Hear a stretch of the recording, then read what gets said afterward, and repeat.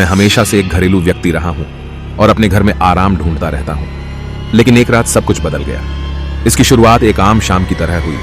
बाहर तेज हवा चल रही थी, बारिश खिड़कियों पर दस्तक दे रही थी। मैं सोफे पर दुबका हुआ एक किताब में मग्न होकर गर्म चाय का प्याला पी रहा था। मुझे क्या पता था कि यह रात इतना भयानक मोड़ ले लेगी। जैसे ही घड़ी आधी रात से आगे बढ़ी, मुझे बेचैनी महसूस होने लगी। घर की चरमराहटें तेज लग रही थी और दीवारों पर नाचती परछाइयां अधिक खतरनाक लग रही थी। मैंने इस भावना से छुटकारा पाने की कोशिश की और इसे अपने मन का वहम माना। लेकिन फिर मैंने इसे सुना, एक धीमी सी फुसफुसाहट, एक दूर की गूंज की तरह।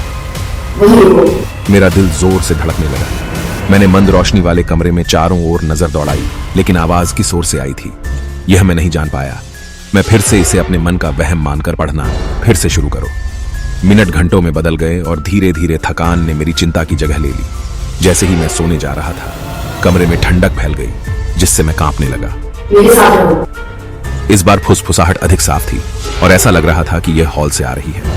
कांपते हुए मैंने टॉर्च पकड़ी और सावधानी से लिविंग रूम से बाहर निकल गया। गली भयानक नीली रोशनी में और भी भयानक लग रही थी और दीवारों में एक बुरी शक्ति के होने का आभास हो रहा था। मेरे दिल की धड़कन तेज हो गई। मैंने आवाज का पीछा किया जो मुझे एक कमरे के बंद दरवाजे तक ले गई। मैंने कांपते हाथ से दरवाजे की कुंडी घुमाई और धक्का देकर दरवाजा खोल दिया। घर की गर्मी के बावजूद कमरा ठंडा था। आवाज अब तेज थी, लगभग चीख जैसी। मैंने टॉर्च से पूरे कमरे में देखा। उस समय मैं बहुत डरा हुआ था। तभी टॉर्च की रोशनी दीवार पर टंगे धूल भरे शीशे पर पड़ी। जैसे ही मैंने खुद को शीशे में देखा, मेरी सांसें थम गई, क्योंकि शीशे में सिर्फ मैं ही नहीं था। मेरे साथ एक पीले रंग का भूतिया चेहरे वाला आदमी भी था। उसकी आंखें नहीं थीं। उसका फैला हुआ हाथ लगभग मेरे कंधे को छूने ही वाला था। मैं चिल्लाया और लड़खड़ाकर वापस लौटा। मेरी धड़कनें डर के मारे तेजी से बढ़ रही थी। मैं दरवाजा बंद करके कमरे से बाहर भागा, लेकिन आवाज आती रही। अब एक गूंजती हुई गुर्राहट पूरे घर में गूंज उठी। ठहरो ठहरो ठहरो ठहरो। मैंने खुद को अपने कमरे में कैद कर लिया। दिल तेजी से धड़क रहा था, दिमाग तेजी से दौड़ रहा था। ये क्या चीज थी? ये मुझे क्यों सता रहा था? कई घंटे बीत गए और अब आवाजें और भी तेजी से आने लगी। मैं फंसा हुआ था, असहाय था।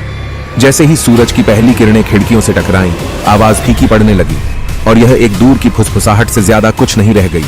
थककर और भयभीत होकर मैंने अपना दरवाजा खोला और धीरे धीरे उस शांति भरे कमरे में कदम रखा। कमरे के शीशे में मुझे अपना प्रतिबिंब नजर आया, लेकिन इस बार कुछ अलग था। एक फीकी आकृति मेरे पीछे खड़ी थी। उसकी आंखें उदास और याचना कर रही थीं। मैं पीछे मुड़ा, लेकिन वहां कोई नहीं था। इस एहसास ने मुझ पर बिजली की तरह झटका मारा। मैं भूत था।